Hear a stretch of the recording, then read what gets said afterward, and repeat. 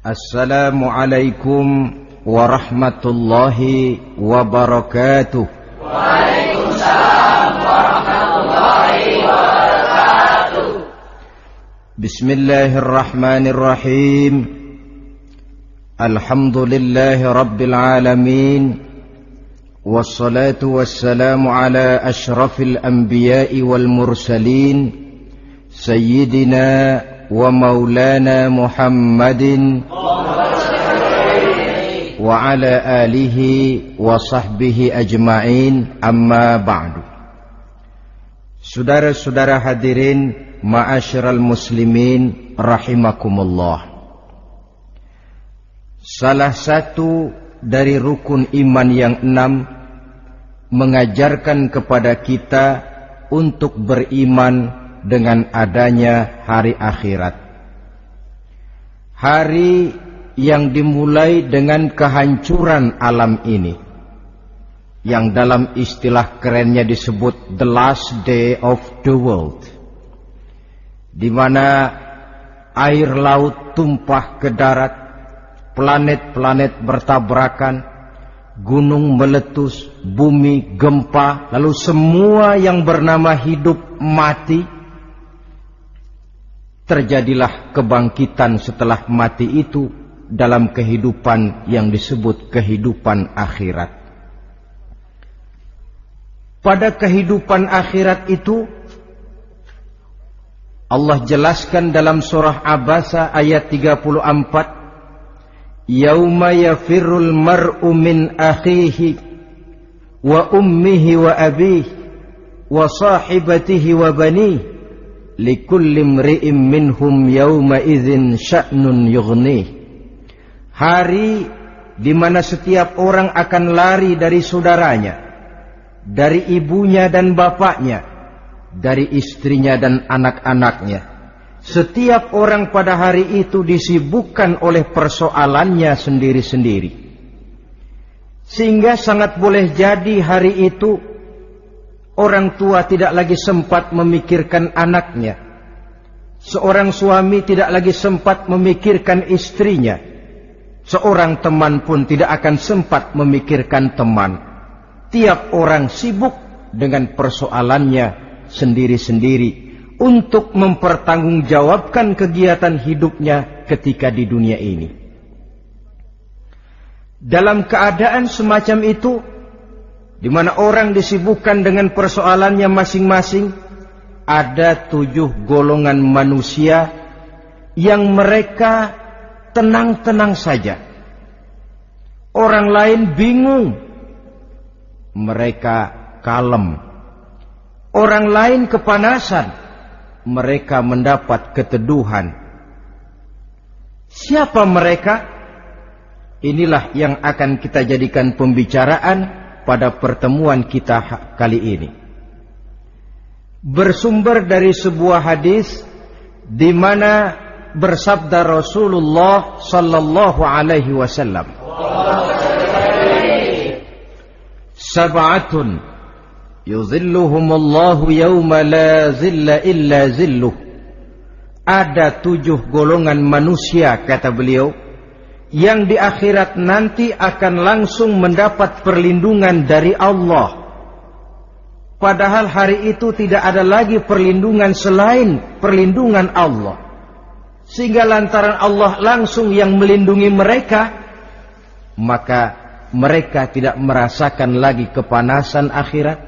Mereka tidak lagi merasakan kebingungan. Mereka tidak lagi disibukkan oleh persoalan, lantaran mereka langsung dilindungi oleh Allah subhanahu wa ta'ala. Siapa gerangan yang 7 orang ini? Marilah kita lihat satu persatu dengan harapan mudah-mudahan kita termasuk salah satu di dalamnya. Amin ya rabbal alamin. Manusia pertama yang langsung mendapat perlindungan dari Allah, kata Nabi, imamun adil, pemimpin yang adil. Siapa sih pemimpin itu? Dan apa artinya adil? Saudara hadirin, Secara umum yang dinamakan adil ialah at-tawassut bainal amraini. Orang yang pandai mengambil sikap jalan tengah dari dua persoalan yang dihadapinya. Biasanya tidak berat ke kiri, juga tidak berat ke kanan. Itu yang disebut adil. Orang yang tidak hanya sekedar bisa menuntut kewajiban dari seseorang, tapi juga bisa memberikan hak kepada orang itu juga disebut adil. Lalu pemimpin itu siapa? Setiap kita adalah pemimpin. Yang besar kecilnya kepemimpinan kita bergantung kepada apa yang kita pimpin. Dan sudah barang tentu bahwa setiap pemimpin akan dimintakan pertanggungan jawab dari apa yang dipimpinnya. Seorang pemimpin yang adil, dia menaungi orang-orang yang dipimpinnya dalam kehidupan di dunia ini. Pantas kalau di akhirat nanti Allah langsung menaungi mereka. Oleh karena itu, pemimpin merupakan suatu amanah. Jabatan di samping dia merupakan amanah juga merupakan nikmat. Dan nikmat itu akan bergantung kepada pandai atau tidak kita mensyukurinya. Beberapa contoh dalam sejarah bisa kita lihat. Seorang bernama Umar bin Abdul Aziz. Pada saat beliau secara aklamasi dipilih menjadi pemimpin, menjadi presiden, ucapan yang pertama keluar dari mulutnya, Inna lillahi wa inna ilaihi raji'un. Coba bayangkan ini. Dipilih jadi pemimpin, diangkat jadi presiden, bukan alhamdulillah, malah inna lillahi wa inna ilaihi raji'un. Kenapa? Dia anggap jabatan itu adalah amanah. Menyia-nyiakan amanah berarti khianat, dan khianat ini adalah dosa besar. Pantaslah kalau Allah Subhanahu wa taala memperingatkan, nikmat bisa saja berubah menjadi azab kalau kita tidak pandai mensyukurinya. La in syakartum la azidannakum wa la in kafartum inna azabi lasyadid. Kalau kamu pandai bersyukur, aku tambah nikmatku. Tapi kalau kamu tidak pandai bersyukur, kamu ingkar, kamu lupakan nikmat Allah, awas, azabku amat pedih, kata Allah. Jadi berdasarkan logika dari ayat ini bisa kita katakan orang kaya. Ada orang kaya nggak di sini? Banyak. Ada orang kaya nggak? Yang kaya tolong dengerin. Orang kaya itu bisa masuk surga karena hartanya.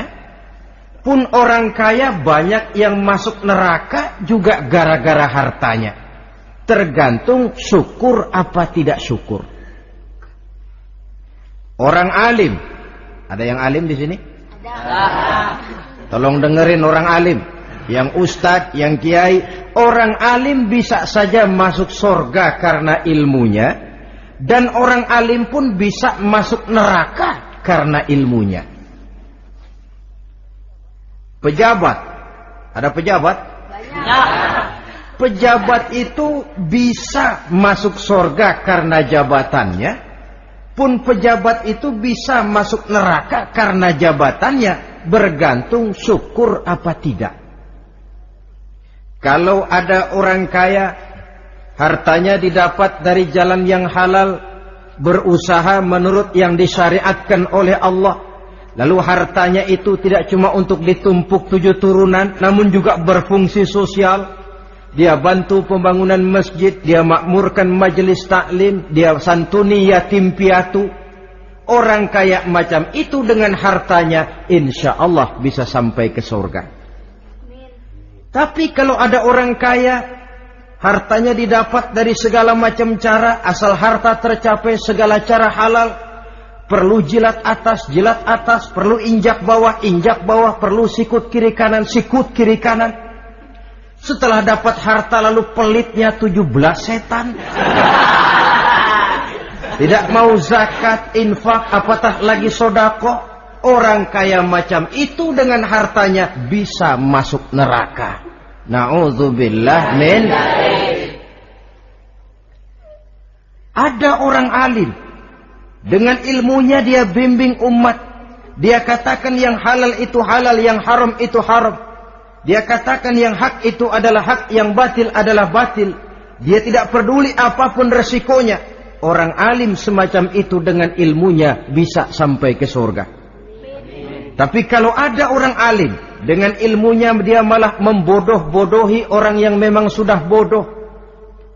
Yang halal dibilang haram, yang haram dibikin remeng-remeng. Menjadi penjilat kesana kemari. Orang alim semacam itu bisa masuk neraka karena ilmunya. Begitu juga pejabat, pemimpin. Kalau dengan jabatannya sebagai pemimpin dia berlaku adil, menaungi rakyatnya. Orang besar salah dihukum, orang kecil salah juga dihukum. Tidak hanya pandai menuntut kewajiban, tapi juga pandai memberikan hak. Pemimpin yang adil semacam ini mensyukuri nikmatnya jabatannya, dia bisa sampai ke surga karena jabatannya.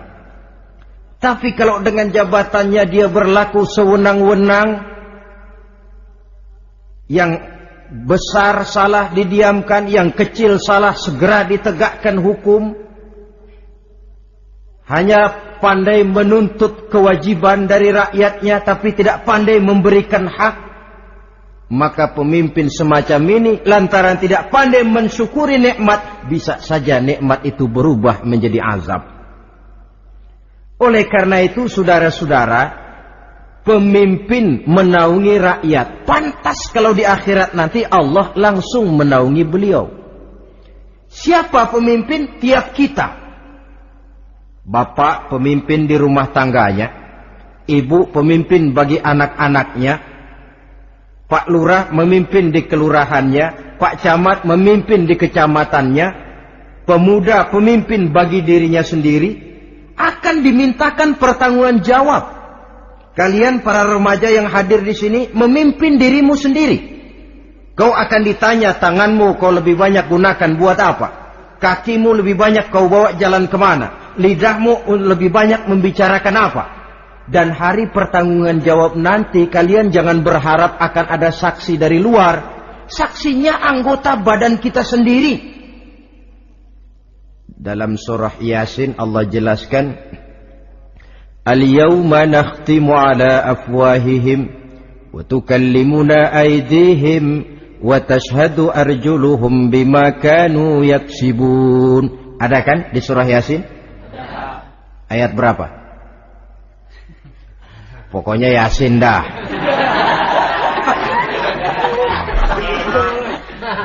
Daripada repot-repot, pokoknya Yasin gitu aja biar urusan lancar.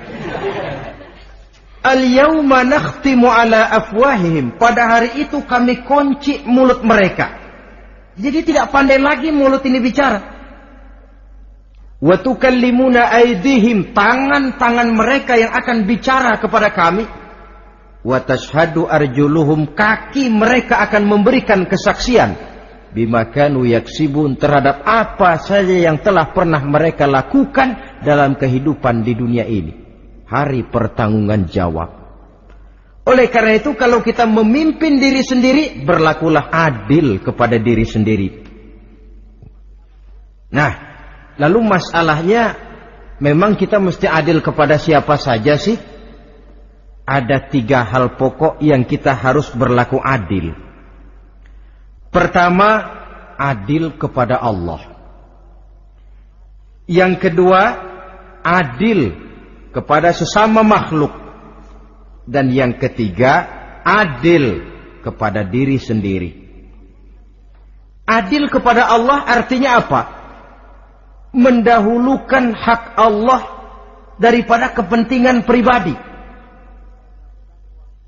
Kalau sudah datang waktu sholat asar misalnya, walaupun sedang enaknya latihan voli, berhentilah dulu sebentar. Sholat kita adil kepada Allah.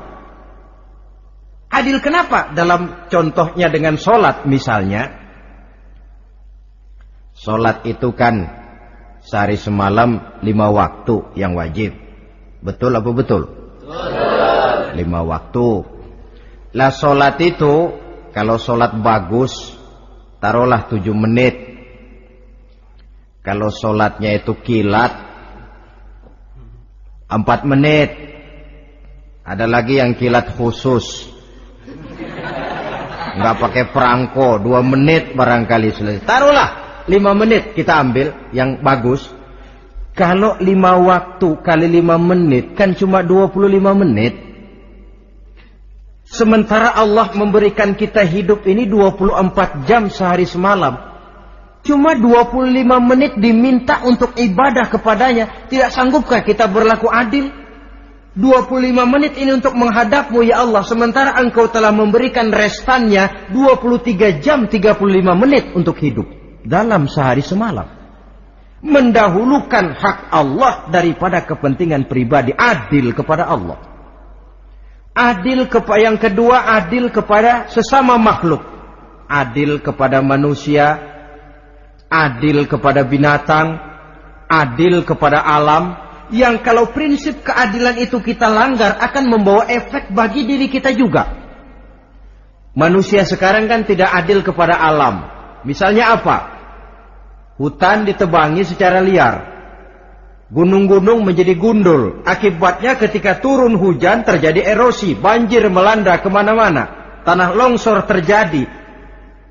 Akibatnya terkena manusia juga. Kalau mereka sudah tidak menjaga keseimbangan alam ini. Adil kepada orang lain. Apakah itu namanya tetangga, teman, keluarga. Dan yang ketiga, adil kepada diri sendiri. Bagaimana pengertiannya? Mata ini punya hak untuk tidur. Begadang terus tiap malam, tidak adil kepada mata.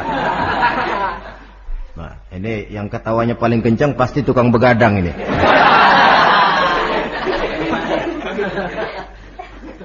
Perut ini punya hak untuk tidur. Puasa saja siang malam, mengurangi hak perut. Adil kepada diri sendiri. Untuk kehidupan yang akan datang di akhirat, pasti akan kita temui. Kita yakini keberadaannya. Yang oleh karena itu, kalau kebetulan kita ini adalah pemimpin, sekurang-kurangnya pemimpin bagi diri sendiri, marilah kita berusaha menjadi pemimpin yang adil. Supaya nanti di akhirat, Allah subhanahu wa ta'ala memberikan perlindungan langsung kepada kita. Amin ya rabbal alamin. Ini yang pertama. Lalu yang kedua, orang yang akan langsung mendapat perlindungan dari Allah, syab nasha'a fi ibadatillah. Orang muda yang tekun beribadah kepada Allah.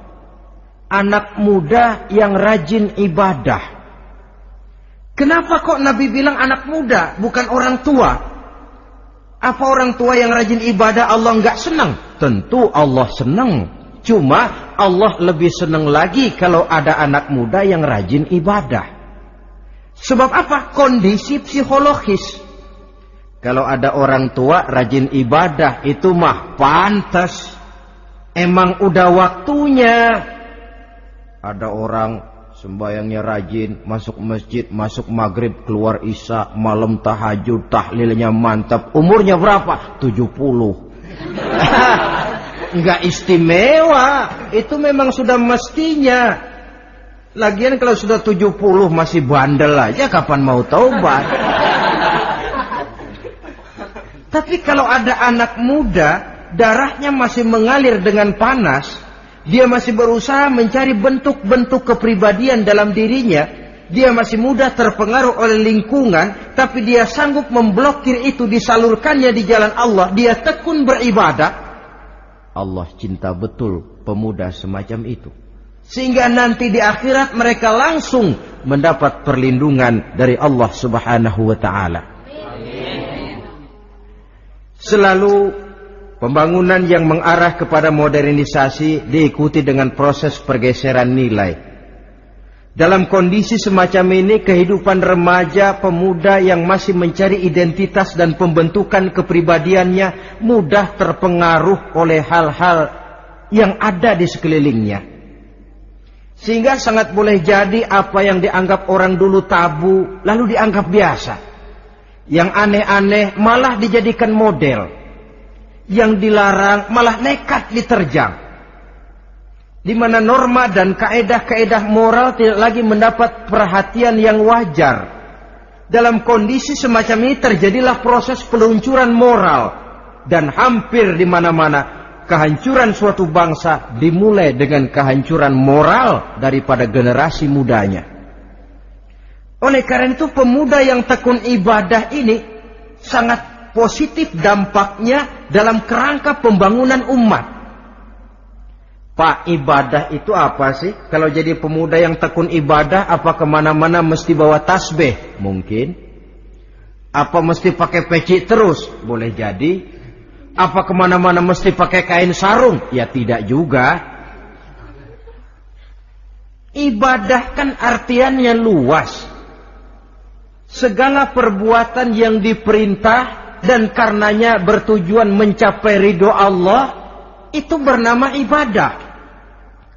Kalian remaja berangkat menuntut ilmu, pergi pagi pulang siang, membekali diri, menuntut ilmu itu ibadah. Kalian pulang ke rumah, ibu bapak memerintah, taat kepada orang tua, ibadah. Membersihkan lingkungan, ibadah. Bahkan jaga di waktu malam pun kalau untuk dengan niat, bismillah, saya jaga malam ini untuk ketenangan rakyat supaya mereka tekun dan tenang melaksanakan ibadah, itu tercatat sebagai amal soleh yang bernilai ibadah. Jadi tidak cuma sekedar sujud, tidak cuma sekedar baca Quran, seluruh aspek kehidupan manusia yang diperintah Allah dan yang bertujuan mencari ridho Allah itu bernilai ibadah. Pemuda yang tekun melaksanakan ibadah kepada Allah. Apalagi terutama adik-adik remaja yang hadir pada kesempatan ini, masa muda itu masa yang paling indah memang. Sampai orang Kulon bilang, there is not delightful memorize. Iya, barat itu kan Kulon. Saya lebih senang pakai orang Kulon saja. There is not delightful memorize and then the youth moment. Bahwa tidak ada masa yang lebih indah selain masa muda. Tapi masa muda yang katanya indah itu sebentar. Sebentar sekali. Kalau kita tidak pandai memanfaatkannya dengan sebaik-baiknya, boleh jadi dia akan hilang tanpa sesuatu yang ada artinya buat hari depan. Dan hari depan itu sebagian besar ditentukan oleh masa muda sekarang ini. Karena itu kepada yang muda saya berpesan, pergunakanlah masa muda itu dalam ketekunan beribadah kepada Allah. Ibadah dalam artian yang seluas-luasnya. Jangan seperti pepatah orang itu. Kelapa muda katanya kupas-kupasin, kelapa tua tinggal batoknya. Selagi muda puas-puasin, udah tua tinggal bongkoknya. Iyalah, kalau dipuas-puasin dalam arti yang positif, boleh. Mumpung masih muda, puas-puasin nuntut ilmu. Mumpung masih muda, puas-puasin ibadah. Mumpung masih muda, puas-puasin berbakti kepada kedua orang tua. Puas-puasin dalam artian yang positif, tentu saja bagus. Tapi kalau puas-puasin dalam arti menghambur umur untuk sesuatu yang mubazir, bergadang di pinggir-pinggir jalan, lalu mulai berkenalan dengan morfin, narkotik, ganja, terperangkap oleh budaya-budaya modern yang menyesatkan, terpancing oleh model-model baru yang kelihatannya menarik tapi sebenarnya tidak bermanfaat, entah pada akhirnya akan mendatangkan penyesalan kepada kita saja. Coba, belakangan ini saya dengar di Jakarta akan ada satu festival yang disebut Festival Ngeceng.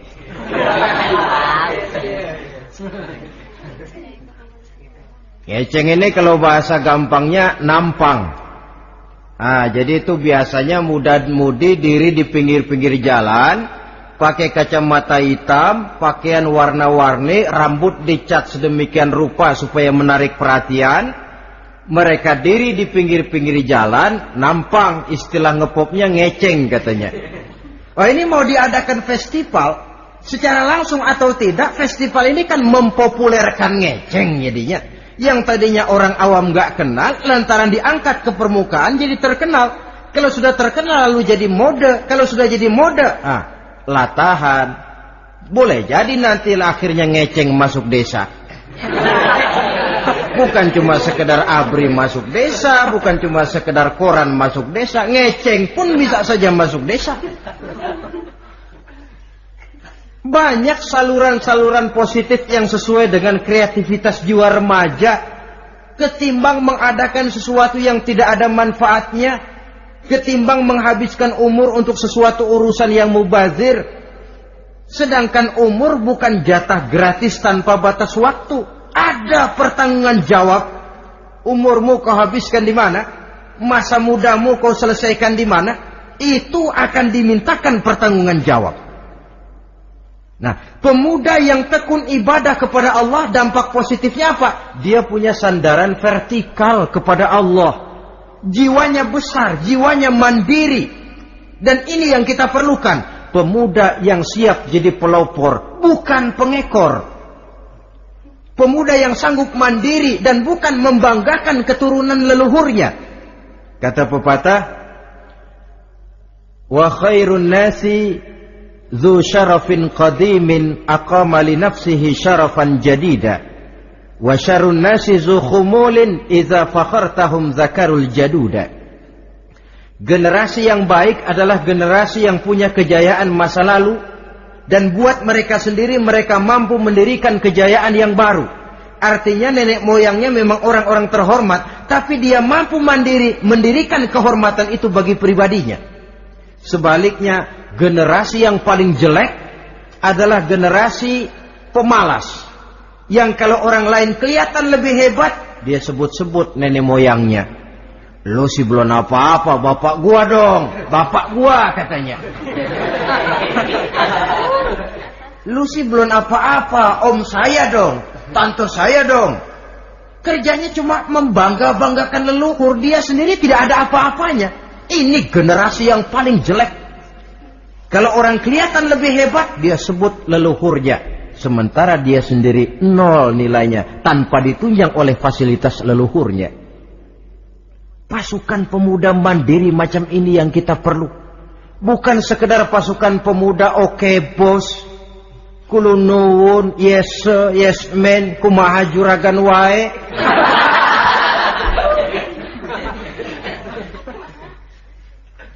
Dan terus terang kita miskin dengan pemuda yang mandiri, yang punya kepribadian, yang berani berkata ya terhadap yang benar, dan berani berkata tidak terhadap yang tidak benar. Dari mana ini didapat? Sandaran vertikal dalam bentuk ibadah kepada Allah akan memantapkan jiwa, membersihkan hati, sehingga dia akan berfungsi seperti radar. Sandaran vertikalnya cuma kepada Allah. Inilah dampak positifnya. Karena itu, tentu saja kita berharap sekurang-kurangnya pemuda-pemudi yang hadir pada kesempatan ini menjadilah pemuda-pemudi yang tekun beribadah kepada Allah. Amin. Amin. Nah, baiklah ya. Itu tadi yang kedua. Kita lanjutkan sekarang yang ketiga. Orang yang akan langsung mendapat perlindungan dari Allah. Kata Nabi, rajulun qalbuhu mu'allakun bil masjidi. Seseorang yang hatinya selalu terpaut kepada masjid. Apa arti terpaut kepada masjid ini? Apa orang yang gak pernah keluar-keluar dari masjid? Tentu saja bukan. Apa gunanya di dalam masjid terus kalau kerjanya cuma tidur doang? Maksud terpaut kepada masjid ini, hatinya selalu berpikir bagaimana memakmurkan masjid. Jasadnya boleh saja ada di kantor, boleh saja ada di pasar, boleh ada di sawah, boleh ada di ladang. Tetapi hasil daripada usahanya dia lalu berpikir bagaimana memakmurkan masjid. Sebab apa? Masjid merupakan center of activity, pusat daripada kegiatan umat. Kalau kita lihat fungsi masjid di zaman Rasul, Di masjid beliau berdakwah, di masjid beliau mengatur negara, di masjid beliau mengadakan perundingan, di masjid beliau bermusyawarah dengan para sahabat. Pusat daripada kegiatan umat. Dan memakmurkan masjid ini dasarnya tidak lain karena iman kepada Allah. Prinsipnya bagaimana kita menghidupkan masjid dan bukan mencari hidup di masjid. Kalau sudah prinsipnya dibalik, bukan menghidupkan masjid tetapi mencari hidup di masjid, saya khawatir masjid akan ambruk. Nyatanya kadang-kadang masjid kita ini fungsinya belum maksimal. Kadang-kadang ada kok masjid yang bukanya cuma seminggu sekali. Jumat pagi jam 9 masjid buka, Jumat jam 2 tutup, buka-buka lagi Jumat depan. Seminggu sekali. Kelemahan lainnya manajemen masjid, terus terang sajalah kita bicara. Kadang-kadang pengelolaannya ketua masjid bapaknya, khotib mantunya, sekretaris ponakannya, imam Bilal cucunya. Gak ada orang lainnya. Ya kalau bagus kepengurusannya tidak apalah. Tapi kadang-kadang kelemahannya ialah bagaimana menciptakan manajemen masjid yang baik sehingga masjid bisa berfungsi sebagaimana fungsinya di zaman Rasulullah sallallahu alaihi wasallam. Apalagi belakangan ini ada kecenderungan yang membuat kita optimis, gembira. Remaja, pemuda-pemudi mulai gemar datang ke masjid. Berkumpul membentuk remaja masjid, remaja musola, mengadakan kegiatan majelis taklim yang mingguan, yang bulanan, aksi sosial, yang semuanya bermuara dari kehidupan masjid. Sesuatu yang menggembirakan. Dan sudah sepatutnya para pengelola masjid membuka pintu untuk bisa mengatur masjid menurut manajemen yang diharapkan oleh umat. Karena bagaimanapun di masjid dua jalur komunikasi, bahasa kerennya two-way traffic communication, itu bisa kita laksanakan. Yaitu hablum minallah wa hablum minan nas. Berhubungan kepada Allah dan berhubungan kepada sesama manusia bisa terlaksana di masjid. Berhubungan dengan Allah jelas saja lewat sholat misalnya. Berhubungan dengan sesama manusia jelas saja lewat musyawarah, lewat majelis taklim, lewat kegiatan-kegiatan yang mensyiarkan agama. Dan begitu selanjutnya. Saudara hadirin yang saya hormati, memakmurkan masjid sebagai rumah Allah. Sebab dalam hadis kursi Allah katakan, inna buyuti fil ardi al masajid wa inna zuwari fiha ummaruha. Rumahku di permukaan bumi adalah masjid-masjid, kata Allah. Dan orang-orang yang memakmurkan masjid, orang yang datang ke masjid adalah tetamuku. Kalau Allah memerintahkan kita menghormati tamu, tentu Allah lebih tahu bagaimana menghormati tamunya sendiri. Allah mengajarkan kita, hormatilah tamumu. Sekarang kita yang menjadi tamunya Allah dengan datang ke masjid, dengan memakmurkan masjid, Allah lebih tahu menghormati tamunya. Ini yang ketiga.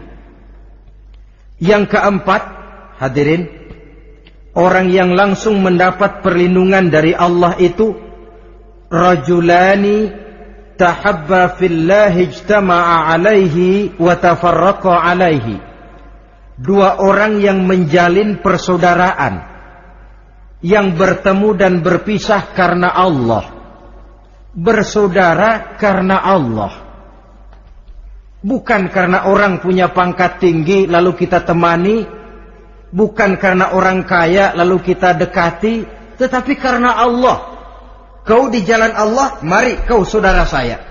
Kau keluar dari jalan Allah, maaf sajalah, bawalah dirimu sendiri, saya akan membawa diri saya. Lebih baik sendiri daripada berteman jahat.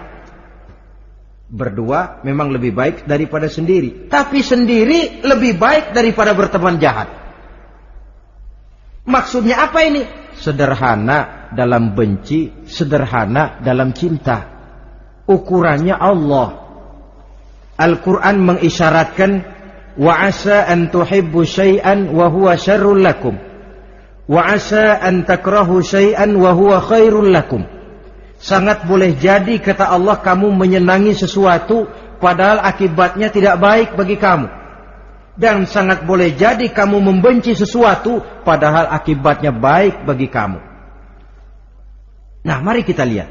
Kalau orang bersaudara cuma karena temannya itu punya pangkat tinggi, saya yakin kalau temannya pensiun, persaudaraannya akan selesai sampai di situ.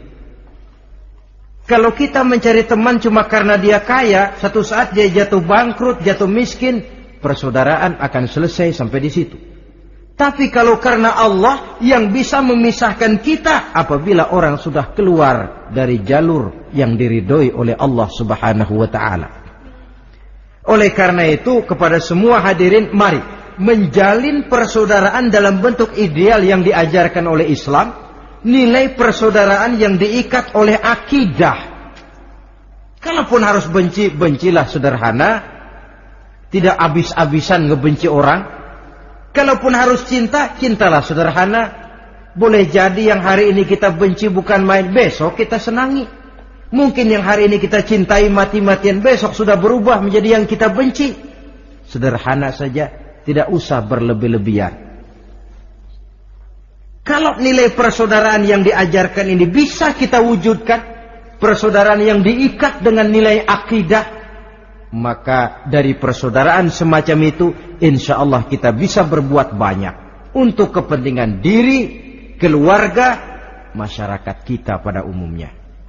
Ini kelompok yang keempat. Orang kelima yang nanti langsung mendapat perlindungan Allah, rajulun da'athum ra'atun zatu mansibin wa jamalin ila nafsiha faqala inni akhafullaha rabbal alamin. Seorang laki-laki, kata Nabi, yang dipanggil oleh perempuan cantik. Laki-laki normal dipanggil oleh perempuan cantik. Untuk apa? Diajak melakukan perbuatan yang negatif. Tidak ada orang yang tahu. Tempatnya sepi. Apa yang terjadi? Orang ini berkata, inni akhafullaha rabbal alamin. Maaf saja, saya takut kepada Allah. Orang yang bermoral nanti di akhirat langsung dilindungi oleh Allah. Tidak mudah jatuh oleh bujuk rayu. Tidak mudah terpesona oleh wajah-wajah yang menggiurkan. Seperti dalam sejarah yang terkenal itu Nabi Yusuf alaihi salam. Kenal kan Nabi Yusuf? Nabi Yusuf itu bekerja di istana Kitfir. Kitfir ini punya istri namanya Zulaikha. Orangnya cantik. Diam-diam Zulaikha ini rupanya naksir sama Yusuf. Satu hari suaminya tidak ada di rumah, pintu dikunci-kunciin. Setelah pintu semua terkunci, dia panggil Nabi Yusuf, "Hai Talak, Yusuf, sini." Kata Yusuf, "Mau ngapain?" "Pokoknya sini." "Iya, mau ngapain?" "Iya, kayak orang-orang, ngapain sih?"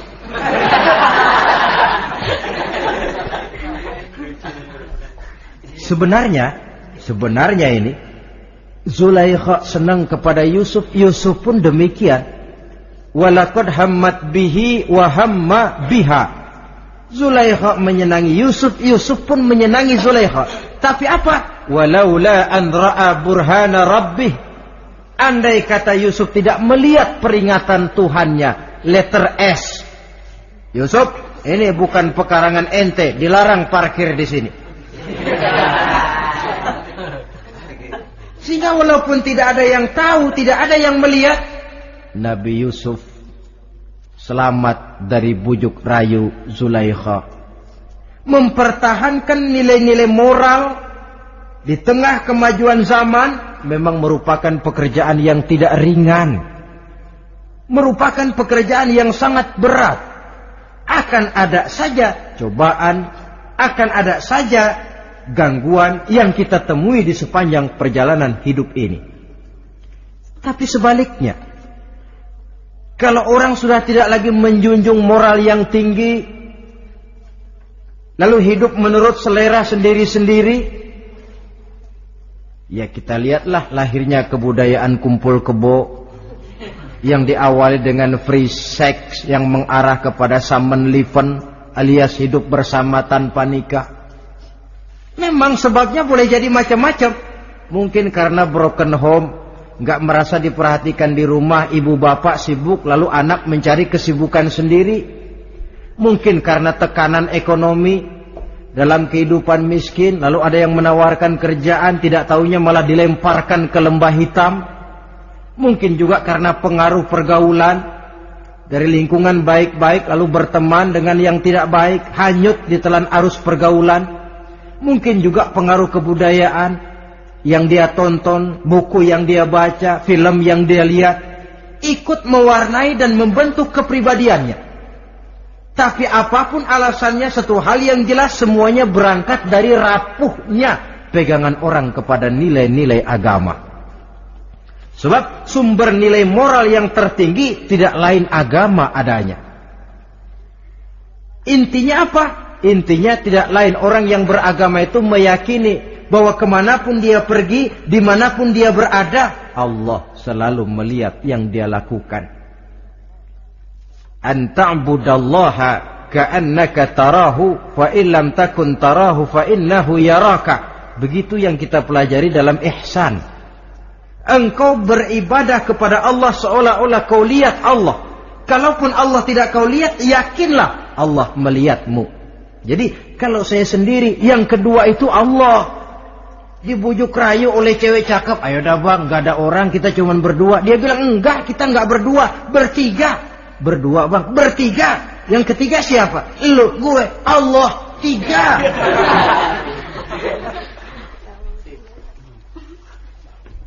Di kantor mau korupsi, dia kasak kusuk, gerasak gerusuk, cari apa yang seharusnya menjadi hak orang lain. Tidak ada yang lihat, tapi dia tidak sendiri. Saya berdua. Yang kedua, Allah.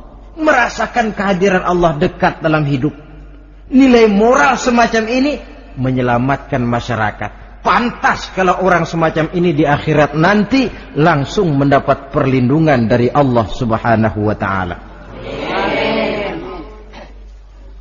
Karena itu terutama adik-adik remaja yang hadir, sebenarnya yang paling mahal dalam hidupmu adalah harga dirimu. Kalau itu sudah terjual dan tergadai, apalagi yang bisa kau banggakan dalam hidup ini? Titel yang berenteng barangkali, harta yang banyak, mobil yang serba berkilat barangkali. Tidak akan banyak manfaatnya kalau sudah dimulai dengan kehancuran daripada harga diri. Tidak ada yang lebih mahal daripada harga diri. Jagalah itu baik-baik. Pelihara nilai-nilai moral. Makin pandai kau jaga diri, insya Allah makin mahal hargamu. Dalam pandangan manusia, lebih-lebih juga dalam pandangan Allah. Pantas kalau pepatah bilang, innamal umamul akhlaqu ma baqiyat, fa in zahabathumu akhlaquhum zahabu. Suatu bangsa akan tegak kalau dia masih punya nilai moral. Bila hancur moral itu, hancur jugalah ketegakan daripada bangsa itu sendiri. Ini yang kelima. Yang keenam, masih dua lagi. Orang keenam yang nanti akan langsung mendapat perlindungan dari Allah, rajulun zakarallaha khalian fafadat ainahu. Seseorang yang mengingat Allah dalam kesunyian, lalu berlinang air matanya. Tengah malam dia bangun, bertahajud dia kepada Allah. Gemersik tikar tersentuh tangan, laksana lambaian tangan malaikat maut nak datang merenggut nyawa. Terbayang segala dosa dan kesalahan, tergambar semua kekeliruan yang dilakukan dalam hidup. Lalu air mata pun tanpa terasa berurai membasahi pipi. Orang yang mengingat Allah dalam kesunyian. Saudara, tidak ada orangnya itu yang tidak punya dosa. Coba saya mau tanya, yang kumpul di sini ada nggak orangnya yang nggak punya dosa? Tidak ada. Dan memang orang yang baik itu bukan orang yang tidak punya dosa, sebab tidak ada orang yang tidak punya dosa. Orang yang baik adalah orang yang apabila dia melakukan dosa, dia segera sadar, dijadikannya itu sebagai pelajaran untuk tidak diulanginya lagi pada masa yang akan datang. Dengan kata lain, mengingat Allah dalam kesunyian itu artinya bertaubat. Ini kan anak muda sekarang ini kalau diajak bicara taubat, taubat mah urusan 70 ke atas, Pak. Kita ini masih lama. Padahal masalah taubat bukan masalah tua. Masalah taubat adalah masalah dosa, dan masalah dosa adalah masalah manusia sejak dia akil balik sampai dengan kehidupannya yang sekarang. Sengaja atau tidak, besar atau kecil, ringan atau berat, tiap kita mesti mempunyai yang namanya dosa. Allah Maha penerima taubat sepanjang nafas belum sampai di kerongkongan. Jikalau nafas sudah sampai di tenggorokan, baru kita mau melaksanakan yang namanya taubat. Kasihlah itu.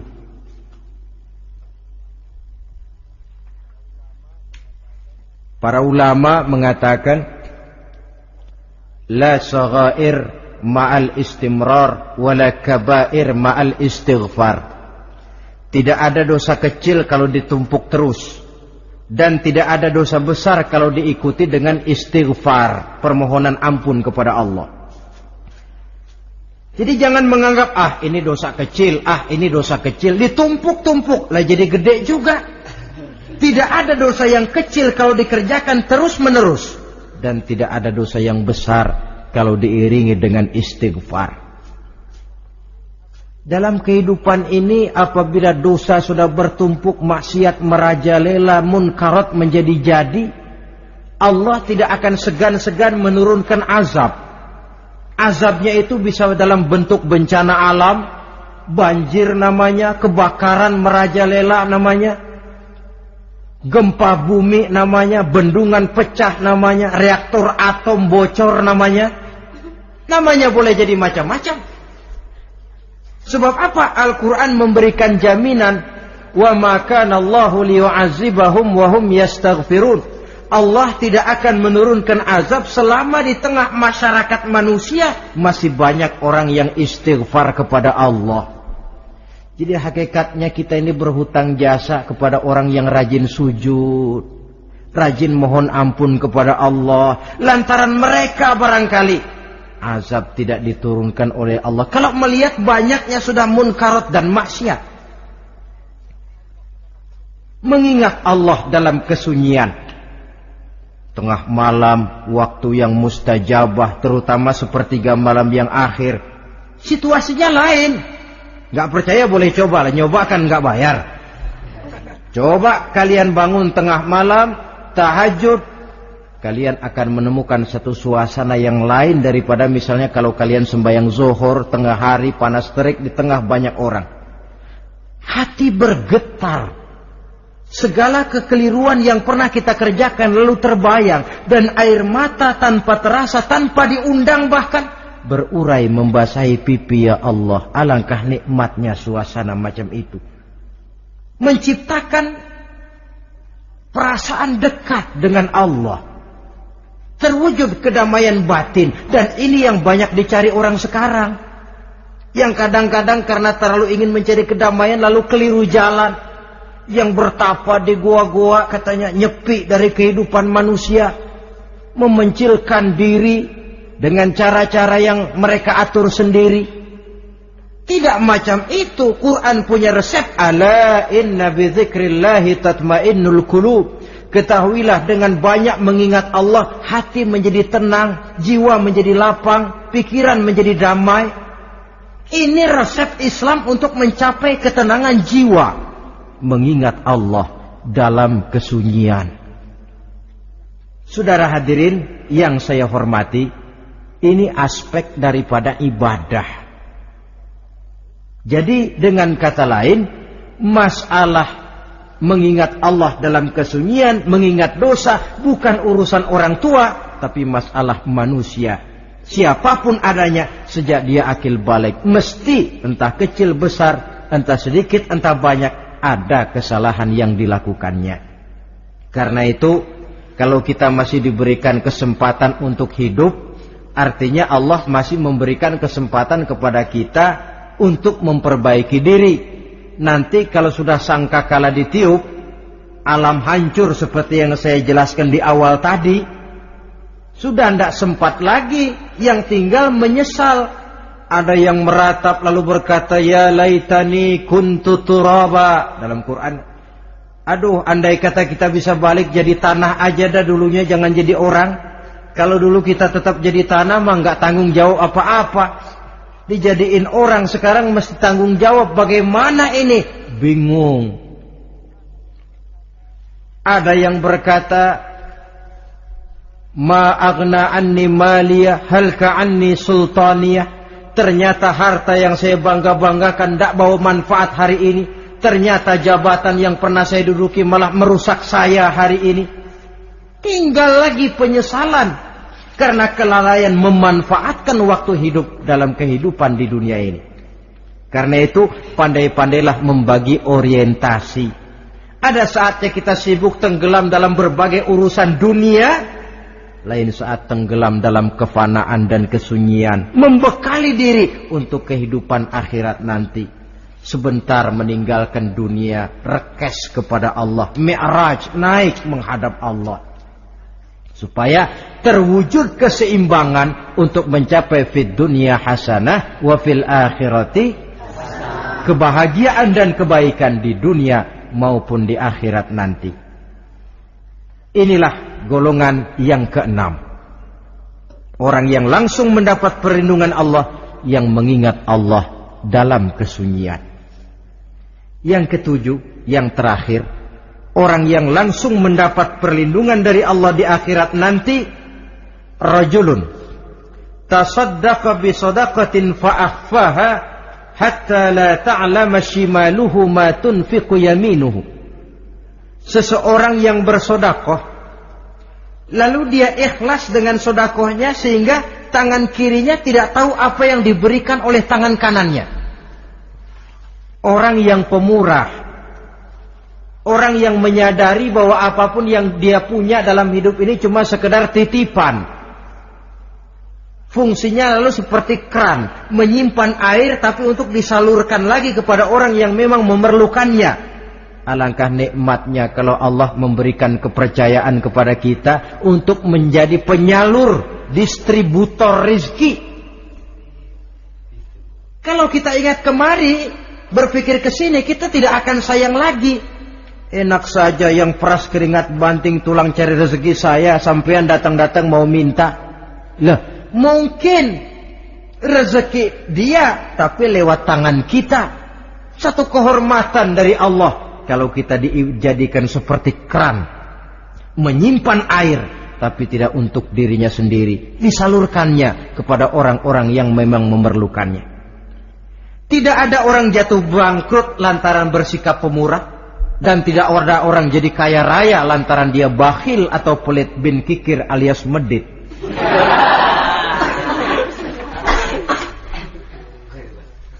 Dalam kitab Riyadhus Shalihin kita baca, tiap pagi ke alam ini turun 2 malaikat. Cuma kita nggak tahu. Dua-duanya berdoa, yang sebelah kanan berdoa, yang sebelah kiri berdoa. Kata yang sebelah kanan doanya tiap pagi ini. Kata yang malaikat yang satu dia berdoa, Allahumma a'ti munfiqan khalafa. Ya Allah, kepada orang-orang yang suka infak, kepada orang-orang yang suka memberi, kepada orang-orang yang pemurah, gantilah mereka dengan yang lebih baik dari apa yang telah mereka berikan. Lalu malaikat yang satu berdoa, Allahumma a'ti mumsikan talafa. Ya Allah, kepada orang-orang yang mumsik, bakhil, kikir, berilah mereka kerusakan dan kebinasaan di dalam harta mereka. Maka lihat sajalah, orang kaya tapi pelit, ada saja jalan yang kira-kira duitnya bakalan jadi keluar dan gak ada pahalanya. apa kena musibah lalu berobat sekian juta, apa kemalingan, apa ditipu orang, ada saja cara duitnya keluar yang gak ada pahalanya. Inilah prinsipnya. Allah mencintai orang pemurah. Dalam hadis qudsi, uhibbu ahlas sakha wa hubbi lil faqiri syakhi asyak. Aku cinta kepada orang yang pemurah, tapi aku lebih cinta kepada orang miskin yang pemurah. Orang kaya pemurah Allah cinta, orang miskin pemurah Allah lebih cinta. Kenapa? Nilainya lain.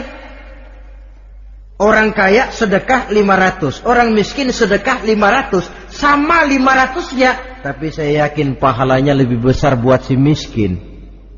Kenapa? Buat orang kaya 500 apa artinya? Sekelebatan.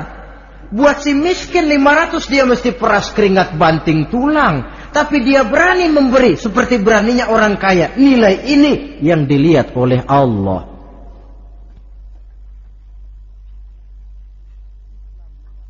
Islam mengakui hak milik pribadi, tapi harus berfungsi sosial. Di dalam harta yang kita miliki itu ada haknya masjid, ada haknya yatim, ada haknya madrasah. Dan Allah subhanahu wa ta'ala bisa, saya katakan di awal tadi, merubah nikmat menjadi azab kalau kita tidak pandai mensyukurinya. Bersyukur kalau diberikan harta artinya mempergunakan harta itu sesuai dengan kehendak yang memberinya. Allah memberikan harta kepada kita. Apa yang Allah kehendaki? Supaya harta itu berfungsi sosial. Milik pribadi silahkan, tapi berfungsi sosial dalam kehidupan. Kita terus terang saja, umat Islam ini bukan tidak punya potensi, tapi tidak pandai menginventarisir potensi. Apa tidak ada orang Islam yang kaya? Banyak. Yang belum banyak yang mau berbuat atas nama dan untuk kepentingan agamanya. Kalau buat pribadinya berani bukan main. Itulah yang sering diungkapkan orang, pembangunan pesantren terlunta, ya, asrama yatim piatu tidak terurus. Ada orang membangun masjid, meletakkan batu pertama sekaligus jadi batu terakhir. Setelah itu la yamutu wa la yahya, mau dibilang hidup tidak kelihatan geraknya, mau dibilang mati pun tidak ketahuan kuburannya. Kurangnya kesadaran akan arti amanah dan titipan dari Allah. Lahirlah Korun-Korun abad 20. Kalian tahu sejarah Korun? Saking kayanya Korun, kunci gudang hartanya itu saja onta yang bawa. Itu baru kunci itu. Onta yang bawa. Ketika orang tanya, "Anna laka hadza ya Korun?" Hartamu begini banyak, dari mana kau dapat Korun? Ya saya usaha, tidak ada hubungannya sama Tuhan katanya. Apa yang terjadi? Lantaran kekurang ajarannya melupakan nikmat. Korun dan seluruh harta bendanya ditenggelamkan Allah oleh gempa bumi. Makanya orang sekarang kalau dia macul ketemu harta, apa katanya? Gue dapat harta karun. Peninggalan si Korun itu barangkali dahulunya. Saudara-saudara, oleh karena itu, kalau kita oleh Allah diberikan amanah berupa harta, pandailah bersyukur dan jadilah orang yang ikhlas dalam bersedekah. Nah, inilah pertemuan kita pada kali ini. Walaupun singkat, mudah-mudahan sekali lagi kita termasuk salah satu di antara 7 golongan yang di akhirat nanti langsung mendapat perlindungan dari Allah. Amin. Terima kasih banyak atas segala perhatian. Mohon maaf atas segala kekurangan. Usikum wa nafsi bitaqwallah. Wassalamualaikum warahmatullahi wabarakatuh.